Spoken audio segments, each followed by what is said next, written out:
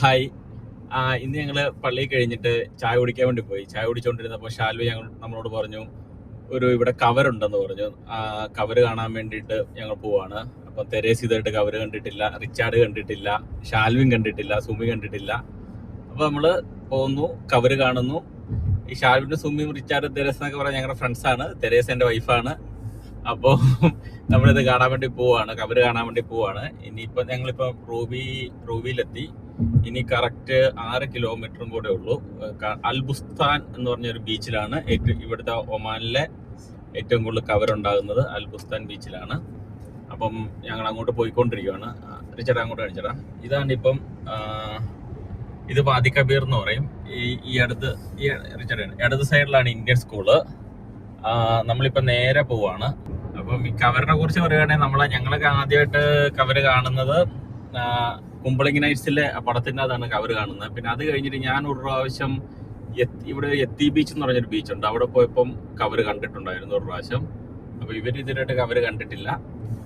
നമുക്ക് എല്ലാവർക്കും കാണാൻ പറ്റിയിട്ടുള്ള ആഗ്രഹത്തിന്റെ പുറത്ത് അങ്ങോട്ട് പോവാണ്. രാത്രി ആയാലേ കവറ് കാണാൻ പറ്റുള്ളൂ എന്നാണ് പറയുന്നത്.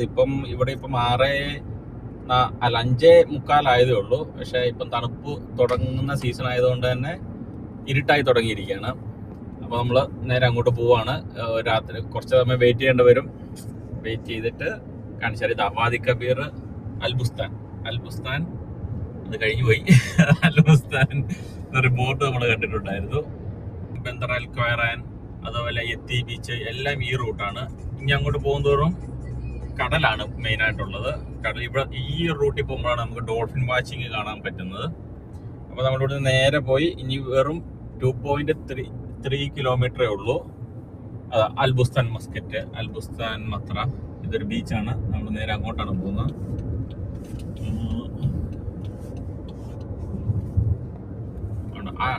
ആ വല സൈഡിൽ കാണുന്നതാണ് എത്തി ബീച്ചിലോട്ട്. അത് ഭയങ്കര ഭംഗിയാണ്. നമുക്ക് ഒരു ദിവസം എന്തായാലും അവിടെ പോകുന്നൊരു വീഡിയോ എടുക്കാം.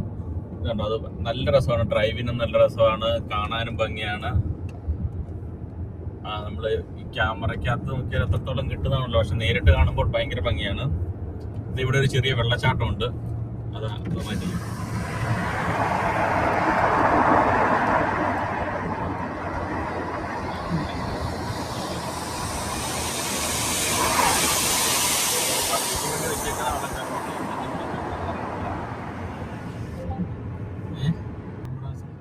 ഇവിടെ പതുക്കെ പോയില്ലെങ്കിൽ പണി കിട്ടും. ഇവിടെ ഒരുപാട് ക്യാമറാസ് ഉണ്ട്.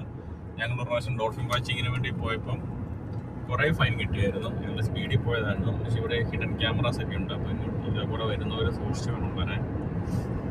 കറക്റ്റ് സ്പീഡ് മെയിൻറ്റെയിൻ ചെയ്യുക, അല്ലെങ്കിൽ ക്യാമറ അടിക്കും. ഇതാണ് ഇവിടുത്തെ പാർലമെന്റ്. നല്ല രസമുണ്ടല്ലേ? പാർലമെന്റ് ആണ്.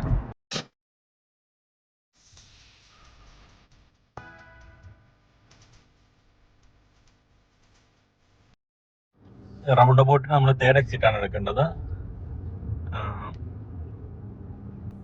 ഈ റൗണ്ട് അബൌട്ടിന്റെ പേര് നമുക്ക് ഇതിനകത്ത് ഇടയ്ക്ക് ഉൾപ്പെടുത്താം. നീ റൗണ്ട് അബൌട്ട് കാണിച്ചോ? അത് എഴുതി ചേർക്കാം.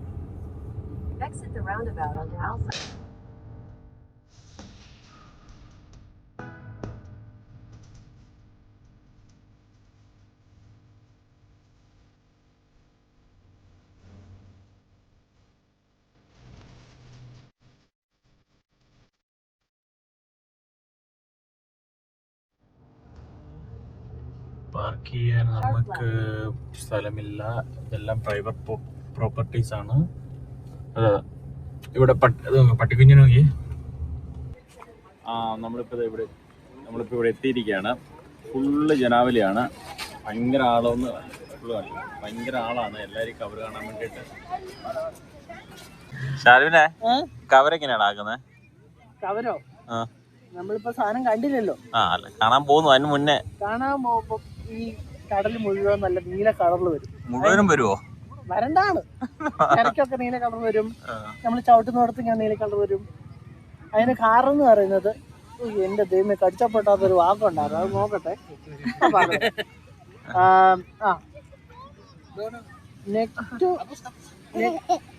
നെക്റ്റിലൂക്ക സിൻഡലിസിസ്, ഇത്ര കഷ്ടപ്പെട്ട വാക്ക് ഞാൻ ഇതുവരെ എന്റെ കേട്ടില്ല.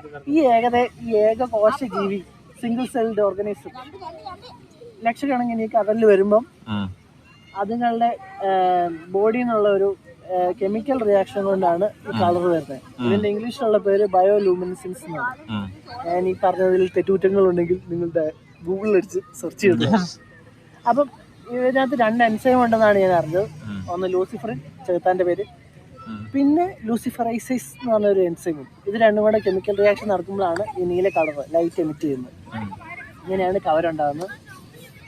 ഇത് ഇണയെ ആകർഷിക്കാനും ഇതിന്റെ ശത്രു ജീവികളിൽ നിന്ന് രക്ഷപ്പെടാനും വേണ്ടിയാണ് ഇത് ഉണ്ടാകുന്നത്. അപ്പൊ ഇതിപ്പോ വലിയ ത്രെട്ടൊന്നും ഇല്ലാന്ന് തോന്നുന്നു ഇവർക്ക്.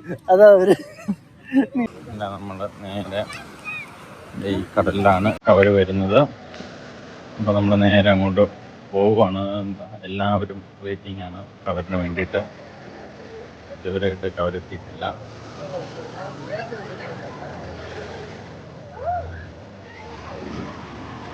ഈ വെള്ളത്തില് ഇവിടെ കവര് വരും. ഇവിടെ ഈ കളറെല്ലാം നീലയാകും.